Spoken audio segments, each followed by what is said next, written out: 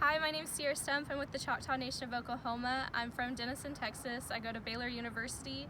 I am a biochemistry major and I'm going into my senior year. I'm currently applying for medical school because I want to be a doctor in the future and serve my tribe. I'm at the AAIP pre-admissions workshop with Dr.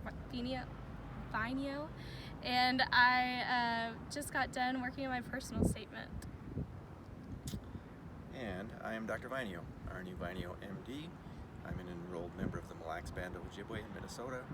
I work on the Fond du Lac Reservation and I've been there for 23 years. And I came to my first AAIP conference as a pre-medical student in the late 1980s.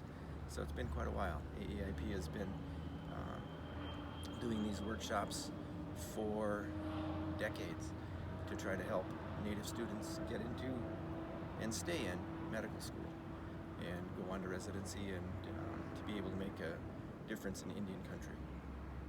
And I'm so happy to see new students all the time coming through and wanting to go into medical school. And it's our job as physicians, as AAIP physicians, to make sure that our people get into medical school, stay into medical school, make contributions, and I am very excited to be doing that. Sierra, can you tell us why you want to become a physician? So I actually got exposed very early to healthcare. My parents were nursing home owners when I was very young, and I used to kind of be paraded around with some of the patients there, and I got to see a little bit of the impact that I could make even as a kid, just filling a little bit of the lonely holes as they were there in the nursing homes.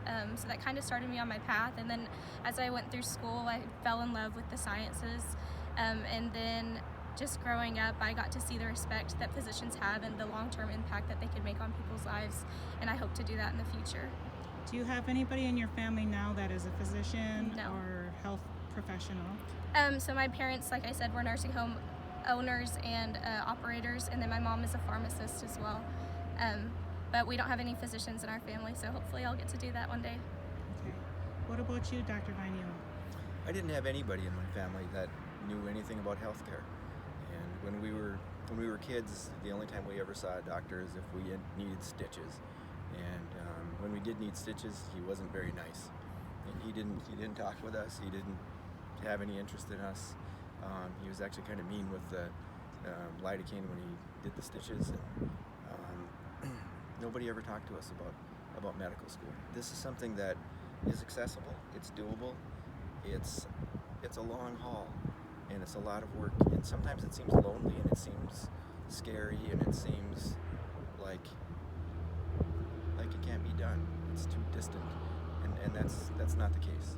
Our job as physicians who are established already is to help Sierra and other students get into medical school, stay in medical school, and to see this as a profession and a life they want to go into. It's a gift and a privilege to be a physician.